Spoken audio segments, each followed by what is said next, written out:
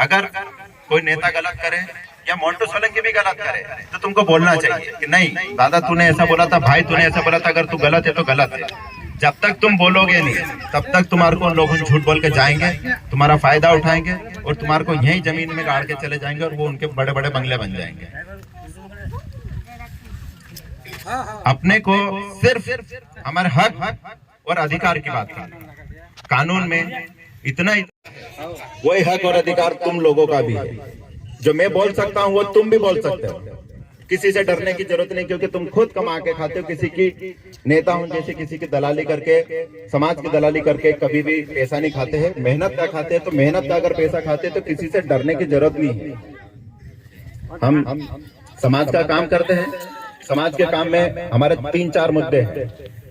शिक्षा, जो मैंने आपको बताया कि बच्चों को पढ़ाना बहुत जरूरी है, क्योंकि तुम्हारे पिताजी ने या उसके पिताजी ने तुम्हारे लिए अगर 20 एकड़ जमीन छोड़ी थी, वो उसके 2 बेटे हो गए तो 10 एकड़ बट गए, उसके 2 बेटे और हो गए तो 2.5 एकड़ जमीन हो गई।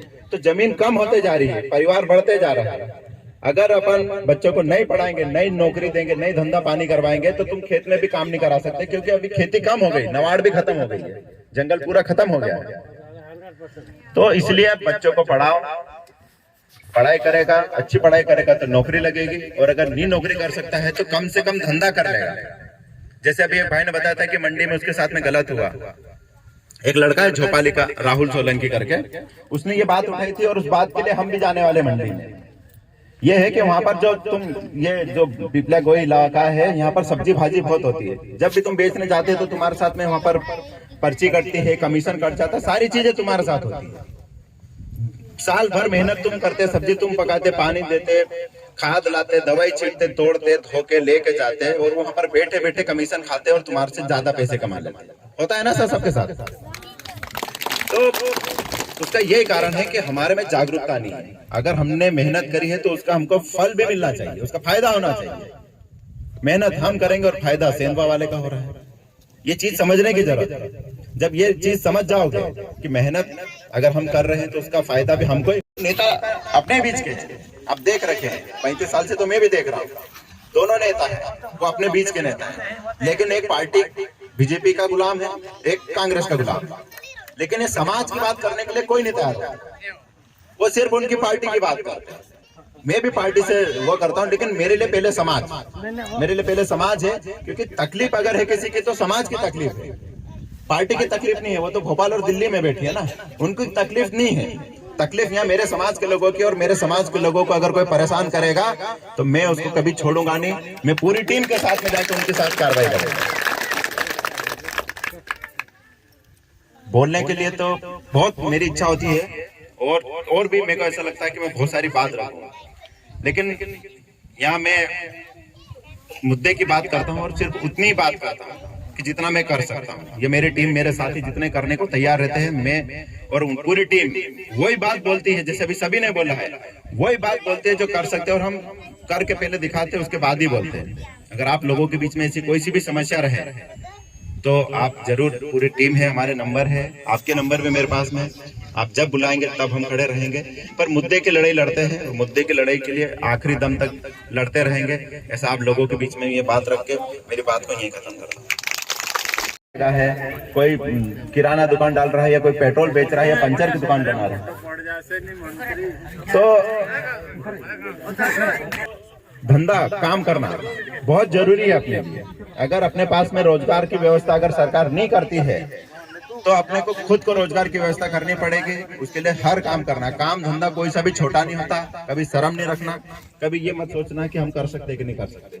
जब तक तुम करोगे नहीं तब तक तुमको मालूम नहीं पड़ेगा। अभी अपने क्षेत्र में बहुत सारे अपने लड़के टेलर बन गए हैं, बहुत सारे मोबाइल की दुकान चला रहे हैं, तो ये एक प्रकार का धंधा ही हुआ है। और ये करो, जिस दिन अपने पास में बड़े रोजगार के अवसर आएंगे तो अपन और आगे बढ़ेंगे। मैं 11 नंबर वार्ड से चुनाव लड़ा था, यहाँ के लोगों ने, बहुत सारे लोगों ने मेरे को नहीं देखा था, फिर भी मेरा नाम सुन के मेरे को लोगों ने यहाँ पर वोट दिए थे। मैं उनसे एक ही बात बोलना चाहता हूँ कि अभी कभी भी जरूरत पड़े, मैं पूरी टीम के साथ में तैयार हूँ।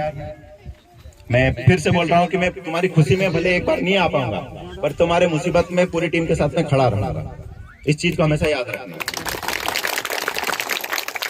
अब यहाँ पर पूरे किसान लोग हैं, किसान परेशानी है वो आपकी परेशानी, जो आपकी परेशानी वो मेरी परेशानी है। हमारे समाज में कोई हमको बहुत करोड़ों रुपए नहीं चाहिए, बहुत बड़ी गाड़ी भी नहीं चाहिए, बहुत बड़ा बंगला भी नहीं चाहिए। हमको 2 टाइम की रोटी, हमारे बच्चे अच्छे स्कूल में पढ़ाई हो जाए, हमारा इलाज सरकारी दवाखाने में अच्छा हो जाए, इससे ज्यादा क्या चाहिए आदिवासी को? वो तक नहीं सरकार दे पा रही है।